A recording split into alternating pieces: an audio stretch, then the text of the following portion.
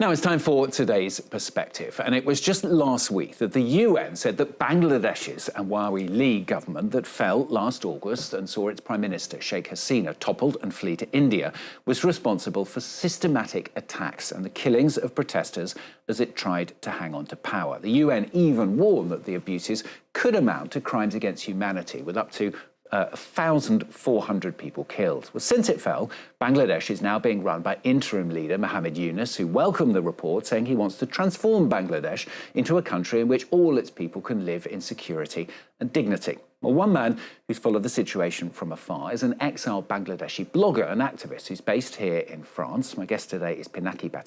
His YouTube channel has over 3 million followers, and he himself widely credited as being part of Bangladesh's revolution. He's also author of a new book, Folk Omari. We'll talk about that in just a moment. But first of all, thanks very much for coming and talking to us on the programme. Just remind us, first of all, why the student protest broke out. What drove them, if you like, last year? Well, there had been a fascist regime for the last 16 years, and there was no election, and all the institutions were systematically broken. And well, there was a serious to remain in power.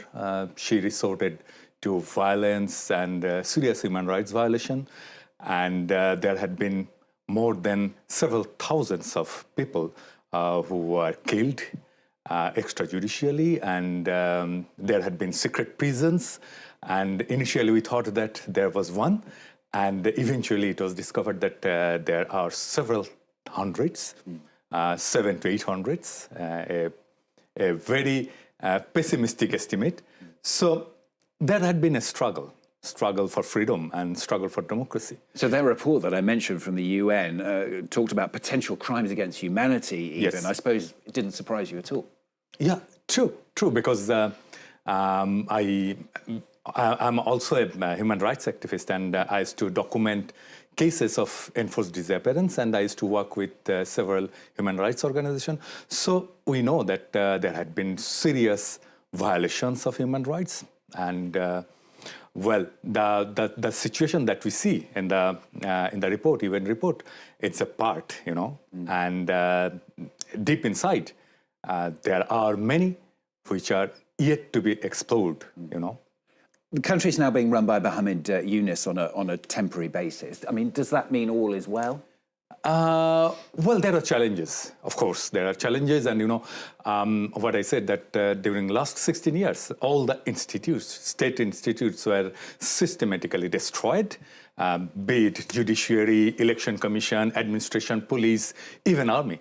So there are challenges, Everywhere they put their people, and their people means they had their party as well, but they tried to incorporate their people within the administration, within the police, within the army. So, it's a very serious kind of collusion, and the state was not functioning, actually. So what's needed now? Elections, presumably? Pardon? What is needed now? Elections, presumably, well, in slightly longer term. The first thing, it was a fascism. Textbook example of fascism. So, what is needed first? And you had that idea, you fought against fascism, and the first thing you did is restructuring, that restructuring the state and try to build the state machineries and state institution, then go for a new election. So what I believe that, that the constitution that was in place failed to protect the nation from this fascist ruler. So that constitution has to be changed first. And, we say that the revolutionaries say that it's a second republic. So we have to create that second republic before going to election.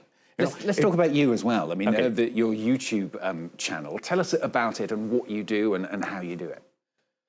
Well, I was a writer, and I used to write in blogs, and then I shifted my focus to Facebook. But, since 2010, I was active in Facebook, and I started gradually writing on several social issues, human rights issues. But, Facebook has got some limitations, and they have very strict content restriction, and it's extremely difficult to continue an activism that we do on this platform. I used to face frequent bans and removal of my contents. And we had been fighting a fascist regime, and the images that I share, that I want to share, sometimes they say that it violates the community guidelines, and it has been removed. So what I discovered that probably this is not the right place to continue this activism. So then I shifted to YouTube, and it became the primary platform for communication for my message and my activism. And I mentioned it, 3 million viewers. I mean, more than huge, 3 million, yes. Well, what about your critics? I mean, there are critics, aren't there, who say it's very populist, it's a bit over the top. The thing is that, the personality that I project on YouTube, it's a bit different than what I am really. So it's a created personality. So since I'm a writer, I am a storyteller. I tell stories in my YouTube channel. The stories that should evoke some emotion, and I provide some purpose. So that's the three magic recipe of my episodes. The first thing is that the personality that I created, it resonates with the common people's aspiration. I use a very strong provincial accent, which people can connect very easily. And I do have a target audience. I do activism for the poor people. And I align myself with the people who don't have.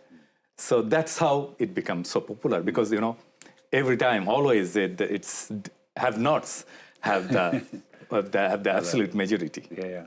Let's talk about your book as well, Fulka Mari. It's the tale of a refugee and a rat in pandemic Paris, and it tells the story of that refugee from Bangladesh who finds himself alone in his apartment with this tiny rat, and he tells it, doesn't it? Tales of his past, of revolution, famine, war, as well as culture. Yes. So, that story started from the very first day of lockdown, COVID lockdown. And I was alone in my apartment.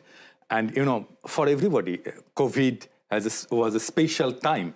But for me, I had another layer of confinement and isolation, because I'm a refugee and I'm already uprooted from my homeland, and I'm trying to integrate myself to a new society which I barely know.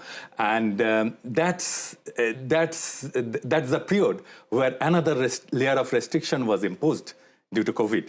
So that led me to a self-reflection, and self-reflection took a path of a mythical journey with a rat that was entrapped in my apartment during that period.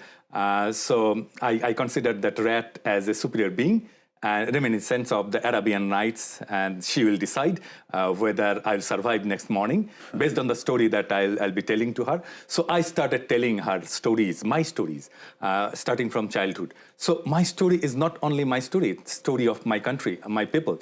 And that's how I tried to uncover some deep sorrows of my nation.